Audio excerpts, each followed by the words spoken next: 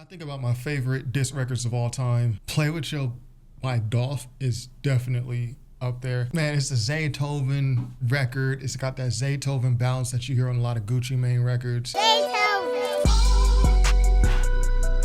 Dolph is on there having fun. He's talking crazy. Hey, you big head motherfucker, why you hating so much? I listened to it today again.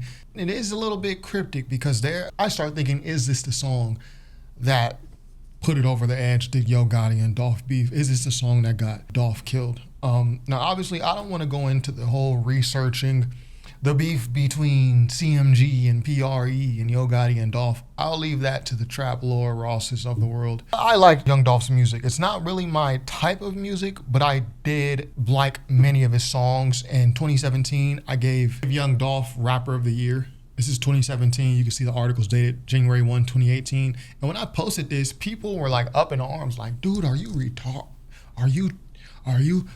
Here's Dolph? Like, people were like, they couldn't take it. I think people expect me to just be into super lyrical miracle rap, but I just like good projects. If you can put together a great album, you have my support. And Young Dolph had a really good 2017. He had a mixtape called Gelato. He had a mixtape called Bulletproof and Thinking Out Loud. And he also had a little mixtape with Burner, shout out to Cookies, called Tracking Numbers. So 4 projects in 2017. This is the year he dropped Bulletproof, where he got shot at 100 times, which we'll get to later.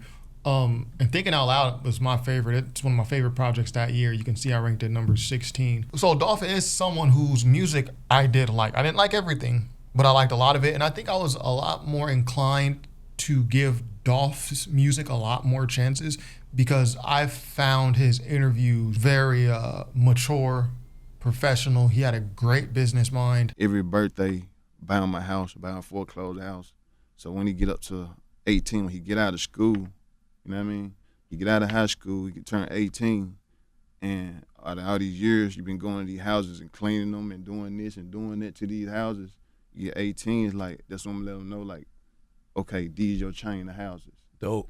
You know what Dope. I'm saying? So it's like college, it's like even me, myself, I ain't never want to go to college. I used to tell everybody that when I was 12, 13, 14, 15, I'm not going to college. I'm not going to college. And I knew I didn't want to go to college. It was a waste of time to me. Mm-hmm. You felt like you had responsibilities too. I felt like I had responsibilities, but not only just that, it was just, I was like, that's gonna slow me down. Like within them 4, 5, 6, 7 years, whatever I plan to go to college for, go to college to do, it's a waste of time. I could have been making a whole lot of money within them years. I watched his interviews, and that led me to want to listen deeper into his music, listen to more of his music, give him more chances than I normally would give any other artist. When it comes to Yo Gotti, I was never a fan of Yo Gotti. I always found Yo Gotti's music very dry. I know he had Down in the DMs and didn't he have a song called LeBron James and stuff like that? I just always found Yo Gotti's music very dry. So I first heard of Young Dolph on this mixtape with Gucci Mane called East Atlanta, Memphis. This is a year where Gucci Mane was dropping so many projects. I think he dropped this project. He dropped a mixtape with Pee Wee Longway called MPA, and it's Free Bricks 2 featuring Young Scooter. But East Atlanta, Memphis was the first time I ever heard of Young Dolph. I only listened because it was a Gucci Mane mixtape. First time I heard of him, first time I heard his voice on the record.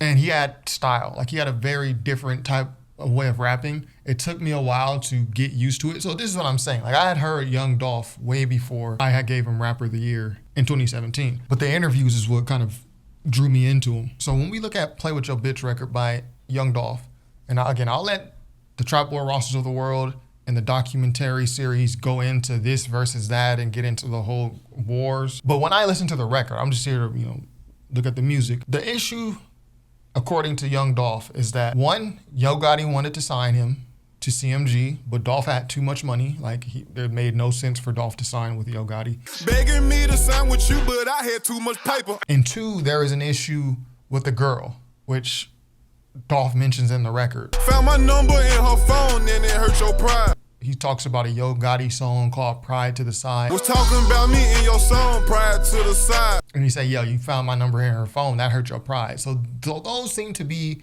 according to Dolph on Play With Your Bitch, these are the two issues that Dolph had with Yo Gotti.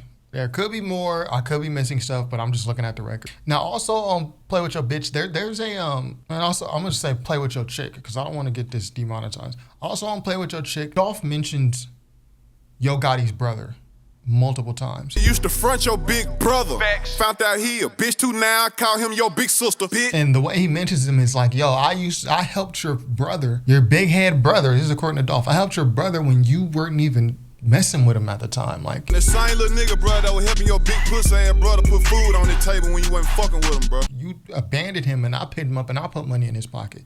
Now, if you've been following the Young Dolph trial, allegedly, I don't even know if it's alleged anymore, Yo Gotti's brother, this same brother, Big Jook, he is involved in what seems to have been a hit job on Young Dolph. Tell your fat ass big brother, man, I said he a bitch too. Dolph on Play With Your Chick, he's throwing these shots at Yo Gotti and Big Jook. Yo, your big head brother, I helped him put food on the table. Like, you wasn't messing with him. Like, well, this goes back to the point of the video. Is this the record that took things over the edge between Dolph and then Yo Gotti or Big Jook? So here it is. So you guys know I'm not pulling it out my butt. This is Young Dolph, USA Today. Dolph was killed in an alleged hit put out by Yo Gotti's brother, prosecutors claim. But you have to remember, before this incident, before the, Dolph's fatal shooting where he died at the cookie shop in Memphis, Dolph had got shot at least 2 or 3 times that I can remember off the top of my head, just in like the year or two before that. There's this Young Dolph targeted in Charlotte shooting. This is where he got shot at reportedly over 100 times. They fired reportedly over 100 shots. Like, that seems like it could have been a hit job also. 100 times, like, yo. So this was February 2017. And again, this is all during this year, 2017. This is a huge year for Young Dolph. Here we have from TMZ, Young Dolph recovering from gunshot to the ass. So I remember this. I remember when Young Dolph, he shot a video where he's like kind of on crutches. He's like, yeah, I got hit, but I'm good. This was September 2017. So this is already 2 shootings at Young Dolph, separate. And then of course, there was a shooting that actually killed Young Dolph, which was in 2021. So all this is happening in 2017, right? When does Play With Your Chick by Young Dolph come out? February 1st, 2017. So the same month that Dolph, and this is what I'm saying, is this the record, Play With Your Chick, is this the record that took things way over the edge between Dolph and his enemies? Because February 1st is when Play With Your Chick premiered on Worldstar exclusive, February 1st, 2017. That same month, over 100 shots fired at Young Dolph. That same year, another shooting, September 2017, months later. It's just a question. And then lastly, don't forget that in the midst of all this, April 2017, so this is 2 months after Play With Your Chick dropped. April 2017, Young Dolph drops this mixtape album called Bulletproof, where he's essentially mocking the shooters. Let's take a look at this track list. The name of the songs are a message to the shooter. Let's read them all together. 100 shots in Charlotte, but I'm bulletproof. So fuck them. That's how I feel. All of them. I'm so real. I pray for my enemies. I'm everything you want to be. Shaking my head. The intro songs. Everybody knows this song. 100 shots. How the fuck you miss a whole 100 shots? How the fuck you miss a whole 100 shots? So as much as I love the Play With Your Chick song and how I think this is this is one of my favorite diss records. I think this could have been the record that spilled things over. Even in the record, Dolph says, yo, I've been sparing you, Yo Gotti, I've been sparing you for the past 5 years. I've been sparing your bitch ass for the past 5 years, nigga. It's like, basically, we haven't gone back and forth explicitly on records, super direct, since I've been popping. Like, I've been sparing you, but now I'm done. And after this, Dolph's career took a huge spike upwards. Like, he started accelerating, but then we have him getting shot at and then eventually getting shot and killed, which is also interesting because Young Dolph didn't rap about killing people. I don't remember any raps of Young Dolph where someone is killed in his raps. So the fact that all these shootings and stuff and attempts on his life all happens right after Play With Your Chick drops, I think it kind of just lends to what I'm saying. So this is one of my favorite diss records of all time. It's funny because I actually played it for my dad, and my dad's a hip hop fan. Like he likes diss records. He liked the Ice Cube No Vaseline, Jay-Z Takeover, Game 300 Bars. He knows diss records and he listens to them. But when he heard this, Play With Your Chick, he was like, no, this is too far. He's like, he's doing too much on this record. And I'm thinking it's just funny. Like, you called him a big head. Like, and then, yo, when I F'd your baby mom, she told me you a Matter of fact, when I fucked her, she told me you a bitch. For real. bitch and all that. My dad was like, when he heard it, he's like, nah.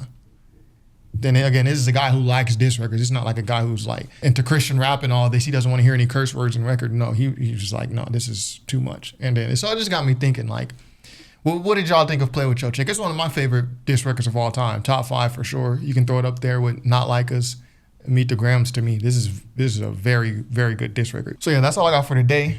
Be sure to subscribe if you haven't already. Top5rapwebsite.com. Peace.